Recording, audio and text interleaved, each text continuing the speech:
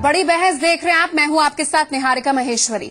ऐसा क्यों होता है कि जब भारतीय जनता पार्टी की सरकार केंद्र या राज्य कभी में भी आती है, कहीं भी आती है, हिंदू संगठनों की जो गतिविधियां है ना, एकाएक तेज हो जाती है। ऐसा क्यों होता है कि जब भी सत्ता में बैठे बीजेपी के नेता विकासवादी योजनाओं का राग अलापते हैं, एन उसी वक्त आरएसएस और उससे जो जुड़े संगठन हैं, जो हिंदूवादी राग अलापते हैं, वो सरकार को मुश्किलों में डालने का काम करते हैं।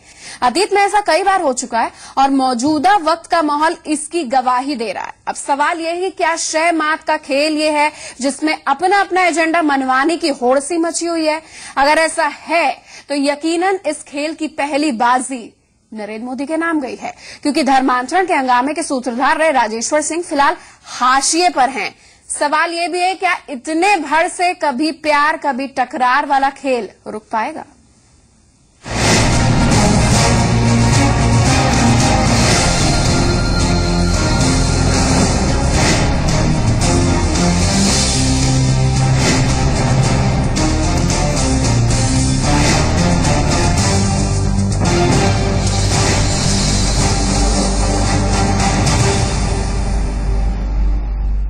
तो देश को 2021 तक हिंदू राष्ट्र बनाने का ऐलान करने वाली धर्म जागरण समिति के प्रभारी राजेश्वर सिंह को हटा दिया गया है। ये और बात है कि खुद राजेश्वर सिंह इसे छुट्टी ही मान रहे हैं। खबर यह भी है कि राजेश्वर सिंह को हाशिए पर डाल जाने के पीछे खुद नरेंद्र मोदी की सख्ती है। लेकिन सवाल ये कि क्या इतने भर से बात बनेगी? क्या एजेंडे को लेकर शह मात का ये जो खेल है कहीं थमेगा या फिर थोड़ी देर के लिए हाइबरनेशन में?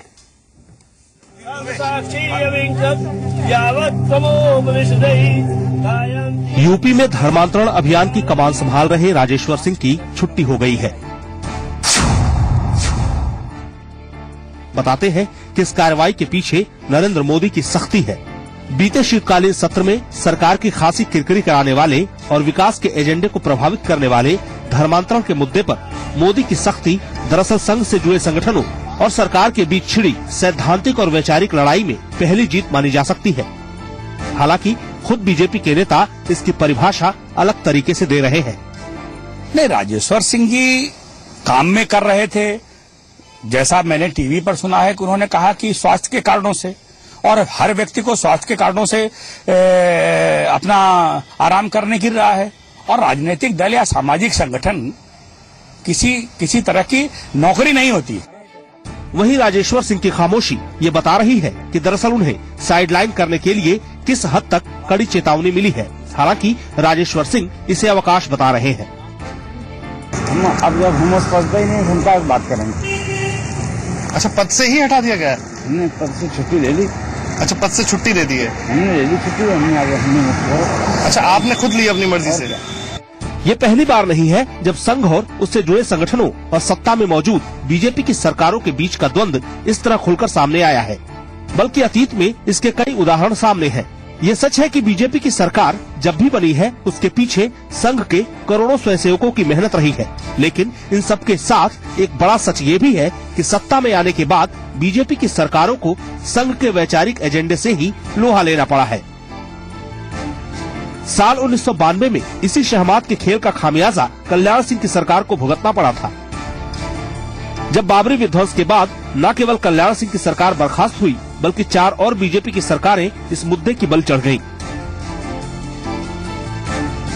कुछ यही हाल अटल जी के शासन के दौरान भी हुआ, जब अटल जी और संघ नेताओं के बीच के रिश्ते बेहद तल्ख दौर में पहुंच गए थे। अटल जी भी संघ के एजेंडे से दूरी बनाकर ही चलते रहे। अब जबकि लंबी जद्दोजहद के बाद केंद्र में बीजेपी की सरकार है, तो एक बार फिर संघ से जुड़े संगठन पूरे फॉर्म में नजर आ रहे हैं। एक बार फिर अतीत दोहराया जा रहा है।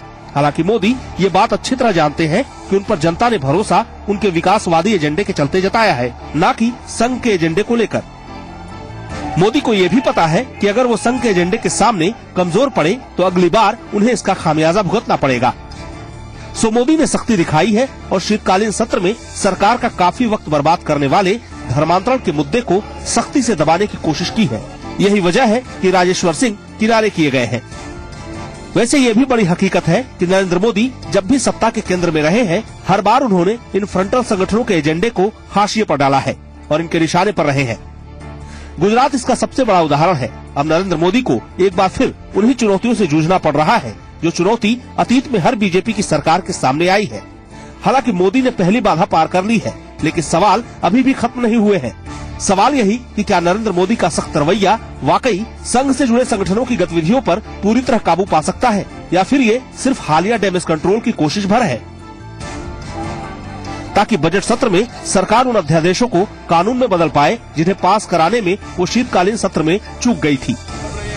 ये सवाल इसलिए भी है क्योंकि बीजेपी के भीतर ऐसे नेताओं की कमी नहीं है जो खुद ही विकास के एजेंडे से अलग संघ के एजेंडे के साथ चलना अपनी सियासत के लिए ज्यादा जरूरी मानते हैं। राजेश्वर सिंह पिछले 15-17 वर्षों से पश्चिमी उत्तर प्रदेश में कार्य कर रहे थे और घर वापसी का उनका कार्यक्रम बहुत अच्छे ढंग से चल रहा था। ब्यूरो रिपोर्ट, जी मीडिया। तो लव जिहाद से मुद्दा शुरू हुआ था। उत्तर प्रदेश के बाईपोल्स में बीजेपी के साथ जो हुआ वो सबके सामने है। अब बेटी बचाओ घर लाओ, इस तरीके से बातें, बहू घर लाओ, इस तरीके की बातें सामने निकल कर आ रही हैं। लव जिहाद, धर्मांतरण और राजनीतिक बयान भी और बयानबाजी भी मुद्दों को धार देने की कोशिश। लेकिन नरेंद्र मोदी जो विकासवादी एजेंडे के साथ हैं, कहीं न कहीं वो उनकी पटरी दूसरी तरफ है और शायद उनकी पटरी को डिरेल करने की कोशिश। लेकिन उससे पहले ही आपको वो राजनीतिक बयान भी सुना देते हैं जो राजेश्वर सिंह को साइडलाइन करने के बाद कुछ सामने आए पॉलिटिकल पार्टीज के। ये सरकार पूरी तरह से संघ परिवार के दबाव में काम कर रही है और मोदी अपना अलग से एजेंडा चलाने के लिए संघ परिवार पर दबाव बना रहे हैं। दोनों परस्पर एक दूसरे पर दबाव बना रहे हैं। आरएसएस, भारतीय जनता पार्टी और श्री नरेंद्र मोदी विकास से ध्यान हटा करके धार्मिक ध्रुवीकरण की तरफ लगे हुए हैं। देखिए, प्रधानमंत्री ने आपत्ति जताई है या नहीं जताई, इसकी कोई मालूमात नहीं हो सकती। प्रधानमंत्री को आके राज्यसभा में क्लैरिफाई करना चाहिए था, अपना बयान देना चाहिए था, इस बयान की मुखालफत करनी चाहिए थी। वैचारिक मंथन करने के लिए भेजा होगा, क्योंकि जो कुछ हो रहा है वो आरएसएस और प्रधानमंत्री जी के आशीर्वाद से ही हो रहा है। ऐसा मुमकिन ही नहीं है कि आरएसएस न चाहे, प्रधानमंत्री जी न चाहे और ये सब कुछ हो। इस पर चर्चा को आगे बढ़ाते हैं। हमारे साथ नोएडा स्टूडियो से दो मेहमान, उनका परिचय अब तक पहुंचाते हैं। संघ विचारक सुमन चौहान हमारे साथ और इसके अलावा राजनीतिक विश्लेषक फिरोज साहब हमारे साथ मौजूद है। आप दोनों मेहमानों का स्वागत है। सुमन जी, आप महिला हैं और संघ विचारक भी हैं, संघ को बहुत करीबी से देख रही हैं, इनके कार्य को समझते। क्या आपने सुना है कि जितना भारी नथ पहनेंगे तो नाक उतनी गिरेगी? इस नथ में लव जिहाद भी है, इसमें धर्मांतरण भी है और भी बहुत सारी चीजें हैं। आप तो पीके को लेकर बवाल भी और पॉलिटिक्स आ रही है, तो नाक तो झुकी रही है ना? जी नहीं, मैं ये नहीं मानती हूँ कि नाक किसी भी तरीके से झुकी जा रही है। नाक बिल्कुल उठी है और उठी रहेगी। जब भी कभी सही और सच्चे काम किए जाते हैं तो ये समाज के साथ कई बार होता है कि अगर आप कोई अच्छा काम या सच्ची बात भी अगर करते हैं तो कई बार इस तरीके का एनवायरमेंट बन चुका होता है, एम्बियंस बन चुका होता है, वातावरण इस प्रकार का होता है कि उसके लिए हामी भरनी खुद समाज के लिए ही मुश्किल हो जाती है। यहाँ मैं स्टॉकहोम सिंड्रोम का एग्जाम्पल देना चाहूंगी कि किसी हाथी के बच्चे के पैर में अगर आप जंग से जंजीर बांध देते हैं तो बड़ा होने के बाद भी उसको ये लगता है कि मैं जंजीरों में बंधा हुआ हूँ और मुझे उससे मुक्ति नहीं होना चाहिए। तो अब हिंदू समाज अगर अपने आप को मुक्त करना चाहता है उन सभी दबावों से, उन सभी लालच की प्रक्रियाओं से, तो मुझे नहीं लगता कि यहाँ पर कहीं भी किसी भी तरीके का नुकसान हो रहा है। आपको लग रहा है कि आप देश के तमाम हिंदुओं की अगुवाएं, आप उनकी रिप्रेजेंटेटिव हैं, आप जो बयान दे रही हैं और आप जो अच्छे काम की बात कर रही हैं, क्या आपके अच्छे काम और भी उत्तर प्रदेश में नहीं, देश में बहुत सारी समस्याएं हैं, कुपोषण है, बिजली सड़क पानी विकास है, बहुत सारी चीजें हैं जिससे जनप्रतिनिधि को उम्मीद होती है कि उस पर वो काम करे। आप तो मुद्दा ही धर्म के साइड में ले गई हैं क्योंकि आपको पता है कि इमोशनल कॉर्ड क्या होती है। देखिए, सबसे पहले मैं ये कहना चाहूंगी कि अगर आपको लगता है कि मुझे हिंदू समाज का रिप्रेजेंटेटिव बनने की जरूरत है तो ऐसा कुछ नहीं है। सबसे पहले तो हर हिंदू खुद ही अपना रिप्रेजेंटेटिव है। हिंदू अपने आप में इतना समर्थ है कि वो अपनी सद्भावनाओं को और अपने सभी मतों को और अपने सभी, फिर उनको करने दीजिए ना। जी बिल्कुल, करने दिया जा रहा है। समस्या तो यही है कि हिंदू अब कर रहा है, हिंदू जाग रहा है। उसका जागना, हिंदू नहीं, आरएसएस के हिंदुवादी संगठन है। मेरी बात पूरी, जो अटल बिहारी, जो पहले की सरकार, मेरी बात पूरी होने दीजिए कि समस्या यही है कि हिंदुओं का जागना, उसका नींद से वापस उठना, उसके वो अंग जो कहीं न कहीं शिथिल हो गए थे किसी वजह से, उनका फिर से जागृत होना, अब हमें हजम नहीं हो रहा है। मुझे बात यह है कि आपको जागृत करना है तो आप उनको रोजगार दिलाइए, उनकी समस्याओं को सुनिए, उनसे जुड़ी चीजों को दूर करिए। जागृत ये होता है, ना कि धर्म के नाम पर आप बैल्कनाइजेशन कर दें और उसी आग में आप घी डालने का काम करें राजनीतिक रोटी से। फिरोज बख्श ऐसा नहीं है। फिरोज बख्श साहब, नरेंद्र मोदी जी 2014 एक विकास पुरुष के नाम पर नियत नीति नेतृत्व को लेकर आगे आए थे। विकास की वो हमेशा बात करते हैं, धर्म की उन्होंने बात नहीं की। साध्वी ने ऐसा बयान दिया कि देश के प्रधानमंत्री को उनके बेहाफ में उठना पड़ा और कहा कि हम अच्छी बातों पर फोकस करें और देश के हित में फैसले लें। क्या ये देश के हित में हो रहा है? जो मोदी चाह रहे हैं वो हो रहा है? देखिए, ऐसा है निहारिका जी, मैं हमारी जो संघ की जो विचारक हैं, आए भी हैं, सपोर्टर हैं, उनको भी सुन रहा था और जो बयान आए मुख्तलिफ पार्टी में उनको भी सुन रहा था। देखिए, इसमें कोई दो राय नहीं कि मोदी जिस रास्ते पर देश को ले जाना चाह रहे हैं, तरक्की का रास्ता है। वो जो रास्ता है वो पैशनेट रास्ता नहीं। जिस तरह की आवाजें आ रही हैं, चाहे साध्वी की आवाज हो या गिरिराज सिंह जी की आवाज हो या जो इस राजेश्वर सिंह जी हैं, इन्होंने बोला था, मैं समझता हूं कि अगर संघ भी इस वक्त मोदी जी के रास्ते पर चले, हालांकि संघ और मोदी जी अलग नहीं है, मैं समझता हूं दोनों एक ही विचारधारा का हिस्सा है, लेकिन वक्त की अहमियत को देखते हुए, वक्त की जो नजाकत है उसको देखते हुए मैं समझता हूं कि संघ को कहीं न कहीं अपनी विचारधारा को थोड़ा सा उसमें बदलाव लाना होगा। हालांकि मुझे पता है संघ के अंदर जो उसके कायदे कवानीन है वो बिल्कुल पत्थर की लकीर है, उसमें से बिल्कुल टस से मस होने वाला नहीं है। लेकिन वक्त की नजाकत यही, क्योंकि देखिए हिंदुस्तान के तारीख के अंदर इतिहास में पहली बार ऐसा हुआ है कि बीजेपी फुल फ्लेजेड सपोर्ट से आई है, सरकार में आई है।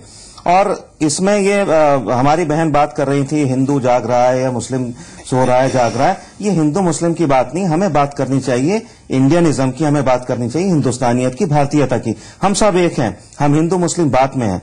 तो अब ये जो धर्मांतरण का जो सिलसिला शुरू हो रहा है, मेरे ख्याल से भाजपा को, आरएसएस को इसकी जरूरत नहीं है, क्योंकि पूरी मेजोरिटी आ चुकी है और जब पूरी मेजोरिटी आ जाती है तो उसमें फिर ये मुद्दे जो हैं ये गौण हो जाते हैं, इनको पीछे डाल देना चाहिए। और जो सबको साथ लेने का मोदी जी का मुद्दा है, मैं समझता हूं मोदी एक ब्रिलियंट प्राइम मिनिस्टर हैं, कहीं ना कहीं संघ को अपनी राह अपना रास्ता बदलना होगा। इस बात का गवाह है कि धार्मिक ध्रुवीकरण पर जब अपने एजेंडे को डिरेल करके उस पर फोकस करते हो, जिस बातों को लेकर आते हैं, तो हर्ष भी क्या होता है वो पता है। शायद इसी कारण से नरेंद्र मोदी खुद सांसदों को फोन कर देते हैं, जवाबदेही तय करते हैं, पूरी तरीके से स्ट्रिक्ट डिसिप्लिन है। लेकिन उसके बावजूद भी विकास पुरुष के नाक के नीचे सब अपने अपने कह सकते हैं हित साध रहे हैं। सुमन जी, ये बताइए, जो आप कह रही हैं कि बहुत अच्छी कामयाबी आप लोग को मिली, मेजॉरिटी आई, तो आप लोग को पता है कि कहां कहां चुनाव होने वाले हैं। आपको लगता है कि ये मुद्दा जो आप जिसे जागृति का मुद्दा कहते हैं, ये काम कर पाएगा? और क्या आप इस बात का जवाब देंगे, जब बीजेपी की गवर्नमेंट आई एकदम से आप लोग जाग गए, कांग्रेस की थी इससे पहले और भी राज्यों में गैर भाजपाई सरकार है, क्या आप लोग ने उस दिशा में जागृति, आपकी सोकॉल्ड जागृति की दिशा में क्या काम किया आप लोगों ने? देखिए, सबसे पहले मैं ये कहना चाहूंगी कि धर्म जागरण का जो भी कार्य अभी हो रहा है, ये चल रहा है, थोप तो नहीं रहे। देखिए वो थोपने का सवाल ही पैदा नहीं होता। ये एक आजाद देश है और सबसे पहले इस देश में मौलिक अधिकार हैं। सभी व्यक्ति को, यहाँ पर जितने भी नागरिक हैं, सबके अपने मौलिक अधिकार हैं और मौलिक अधिकारों के अनुरूप वो कार्य किए जाते हैं। और यदि किसी को किसी भी प्रकार के कार्य से किसी तरीके की समस्याएं हैं, कुछ शिकायतें हैं, तो उसके लिए कानून व्यवस्था बनी है। आप ये देखिए ना कि धर्म जागरण के किए गए कार्य में 200, 500, 10,000, 5,000 इस तरीके से लोग घर वापसी कर रहे हैं। ये कोई ऐसा मुद्दा नहीं है जहां किसी एक व्यक्ति को पकड़ के कमरे में बंद करके उसको किसी प्रकार का दबाव या लालच देकर धर्म परिवर्तन या घर वापसी करवाई जा रही है। ऐसा नहीं है। जब घर वापसी हो रही है तो कहीं ना कहीं वो इच्छाएं उस पूरे समाज की हैं। आप साथ ही साथ इस बात को भी देखिए कि ये वो लोग हैं जो कभी ना कभी हिंदू थे, आज वो दबाव उनके ऊपर खत्म हुआ, उनको ये वातावरण कहीं ना कहीं फिर से एक्सेप्टेबल। देखिए मेरी बात पूरी होने दीजिए, बस बता देती हूँ। वेंकैया नायडू ने, एक मिनट, सरकार की तरफ से पूछा गया, वेंकैया नायडू साहब ने, पहले तो बोला गया कि नरेंद्र मोदी जी जवाब दे, तो वेंकैया नायडू जी ने बोला प्रधानमंत्री का इस मुद्दे से कोई लेना देना नहीं है। ये जो धर्मांतरण की खबरें आ रही है ना, जो उत्तर प्रदेश के आगरा से जो आग उगली जा रही है पूरे देश में, इससे प्रधानमंत्री का और हमारी पॉलिटिकल पार्टी का कोई लेना देना नहीं है। तो जब लेना देना नहीं है तो उसकी आड़ में आप क्यों परेशान कर रहे हैं? प्रधानमंत्री को बहुत सारे काम है, बहुत अच्छे दिन लाने की उन्होंने बात की थी, बहुत काम करने उन्हें। हमें बिल्कुल कोई इस बात की दिक्कत नहीं है। प्रधानमंत्री बिल्कुल एक विकास पुरुष हैं और वो विकास का कार्य कर रहे हैं। क्या राजेश्वर सिंह का अचानक छुट्टी पर चले जाना क्या नरेंद्र मोदी की पहली बाजी है जिस दिशा में वो जाने वाले हैं? और कौन कौन से बीजेपी की गवर्नमेंट क्या क्या उन्हें ऑक्सीजन दे रही है जो आरएसएस के जो कट्टर हिंदूवादी संगठन है? क्या उनका जो एजेंडा मोदी का एजेंडा है वो दो दिशा में जा रहा है? क्योंकि विकास के दम पर ही नरेंद्र मोदी हाथ जोड़ रहे हैं और विकास के दम पर ही उन्हें प्रधानमंत्री बनाया गया। इस पर चर्चा करने के लिए हमारे साथ दो खास मेहमान हैं, संघ विचारक सुमन और इसके साथ राजनीतिक विश्लेषक फिरोज बख्त अहमद साहब। फिरोज बख्त अहमद साहब, मैं आपसे जानना चाहूंगी, आपको लगता है कि बीजेपी की गवर्नमेंट ऑक्सीजन का काम कर रही है इनके लिए? देखिए, मैं ये तो नहीं कहूंगा ऑक्सीजन का काम करे, क्योंकि जो गवर्नमेंट आती है वो किसी खास मुद्दे पे नहीं आती है, वो सबके लिए आती है। वो किसी खास ग्रुप के लिए नहीं आती है, वो सबके लिए आती है। अभी जो बीजेपी गवर्नमेंट आई है सभी के लिए, सारी तंजीमों के लिए, सारी सब लोगों के लिए। अगर कुछ लोग ये समझते हैं कि भाई ठीक है, वो भैया भाई कोतवाल तो डरना काहे का, ऐसा कुछ नहीं है। जब सरकार आती है पावर में तो सबकी होती है, पहली बात। दूसरी बात, राजेश्वर जी का जो आपने कहा है छुट्टी पर गए हैं, क्या है, मेरा ख्याल ये कि उनको चाहे छुट्टी पर भेजा गया हो या जो भी मुद्दा रहा हो, वो इसलिए भी जरूरी था क्योंकि बराक ओबामा आने वाले हैं हिंदुस्तान, और कहीं ना कहीं ये जो धर्मांतरण का मुद्दा है, अगर ये चलता रहा और न्यूज उन तक पहुंच गई तो ये बट्टा लग सकता है भारत की सरकार को, भाजपा का जो सिलसिला है उसको भी बट्टा लग सकता है। तो मैं समझता हूं कि कहीं ना कहीं उनको रोकना जरूरी था। लेकिन जहां तक मोदी जी की बात है, मैं समझता हूं एक जीनियस प्राइम मिनिस्टर हैं, और ये जितने भी लोग हैं जो अतिवाद की बात करते हैं, जो पैशनेट इश्यूज को, ये कॉन्फ्लैग्रेंट इश्यूज जो है, पैशनेट और इमोशनल कॉर्ड को टच करके उसे वोट के तौर पर यूज करना है, नहीं, उसकी जरूरत नहीं है निहारिका। अब वोट बैंक की जरूरत नहीं है। इन इश्यूज को इस्तेमाल करके वोट अब नहीं मिलेगा। वोट तो जब ही मिलेगा जब पानी की बात करिए, आप साफ पानी की बात करिए, बिजली की बात करिए, सड़कों की बात करिए। मैं समझता हूं जो मोदी ने लाइन पकड़ी है डेवलपमेंट की, उसी से वोट अब मिलेंगे। इन चीजों से अब लोग बाबरी मस्जिद या राम मंदिर के ऊपर अब बिल्कुल निछावर होने वाले नहीं है, ना ही अब उन मुद्दों के ऊपर वो कोई ध्यान देते हैं। बिल्कुल कह सकते हैं लोग परिपक्व हो गए हैं जी, जी। तमाम पैटर्न्स को देखते हुए। सुमन जी, मैं आपसे ये जानना चाहूंगी कि आपको नहीं लग रहा है कि मोदी को अपनों से ही चुनौती मिल रही है? बिल्कुल, मुझे ऐसे वो आगे नहीं ना बढ़ पाएंगे ना बढ़ा पाएंगे। देखिए, बिल्कुल मुझे ऐसा नहीं लग रहा है कि मोदी जी को अपनों से चुनौती मिल रही है। उनको हमेशा अपनों से सम्मान मिला है, समर्थन मिला है और वो मिलता रहेगा। और जहां तक आरएसएस की इस घर वापसी के मुद्दे की बात जो बार बार लाई जा रही है, सबसे पहले तो मैं ये कहना चाहूंगी कि घर वापसी का मुद्दा आया ही क्यों? हम कभी भी उसकी जमीनी सच्चाइयों को देखने के लिए ना तो वक्त निकाल रहे हैं, ना ही हम उन्हें देखना चाह रहे हैं। ये 6 महीने में आपको ये सब याद आया? देखिए, ऐसा नहीं है निहारिका जी, मैं फिर से कह रही हूं कि कहीं ना कहीं देश के वातावरण में ऐसी हवा आई है कि जो लोग जबरन उनका धर्म परिवर्तन किसी वजह से या किसी कारण से उनकी आर्थिक समस्याओं को देखते हुए इस तरीके से कर दिया गया था, उनको कहीं ना कहीं अब देश का वातावरण ऐसा लग रहा है कि हिंदू समाज आगे बढ़ सकता है। उनको हिंदुत्व में, हिंदुइज्म में और हिंदुनेस में फिर से एक विश्वास आया है और उस विश्वास के चलते वो घर वापसी चाहते हैं। आप संख्या देखिए ना, आप संख्या देखिए, इससे पता चलेगा कि वो अपने दिल से और अपनी इच्छा से हमारे साथ वापस आकर जुड़ना चाहते हैं और ये उनका मौलिक अधिकार रहा है। लेकिन आप लोग जो भी कर रहे हैं ना, उस पर विपक्ष लगातार प्रधानमंत्री से जवाबदेही मांग रहा है। एक पूरा सेशन निकल गया इन तमाम चीजों को लेकर, लेकिन जवाब देते नहीं बन रहा है और बोल रहे हैं कि इसका हमारी पॉलिटिकल पार्टी से, इंडिया गवर्नमेंट से कोई लेना देना ये नहीं है। मैं ये यहाँ पर कहना चाहूंगी, छोटी सी टिप्पणी कर लूं सुमन जी, एक छोटी सी टिप्पणी करूंगा। मैं आप ही की बात पे कहना चाह रहा हूँ। देखिए, ऐसा है, पिछले दिनों मतलब पिछले सालों या पिछली सदियों में जो आपने धर्मांतरण की तरफ इशारा किया है या फोर्स जो कन्वर्जन है, मैं समझता हूँ, देखिए इस्लाम के अंदर एक आयत है ला इरका फिद्दीन, यानी दीन के मामले में फोर्स नहीं है।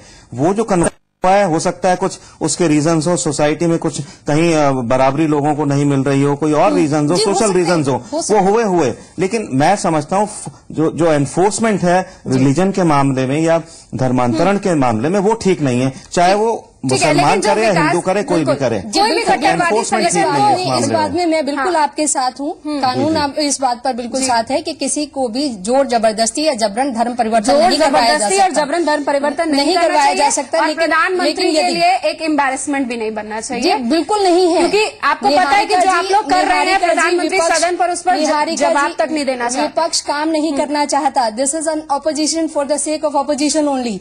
ये क्राइटेरिया, ये एजेंडा एक विकासशील देश का नहीं होना चाहिए। उनको मुद्दे की बात करनी चाहिए। यही बात बिल्कुल सही कहा आपने, धर्मांतरण तो मुद्दा होना ही नहीं चाहिए, तरक्की मुद्दा होना चाहिए। आप दोनों का हमारे साथ जुड़ने के लिए धन्यवाद। जिस विश्वास की बात सामने निकल कर आती है, शायद वो विश्वास तब आए जब सही मायने में सर्वांगीण विकास हो, सबका साथ हो, सबका विकास हो। ये लाइन है। शायद इस लाइन पर मोदी तो आगे चल रहे, लेकिन जब पीछे देखते हैं तो पता नहीं उनके साथ कितने होते हैं और कितने गायब होते हैं और कितने लोग हावी हो जाते हैं जो शायद उनके अपने होते हैं, उन्हें चुनौती देते नजर आते हैं। इस विशेष पेशकश में बस इतना ही।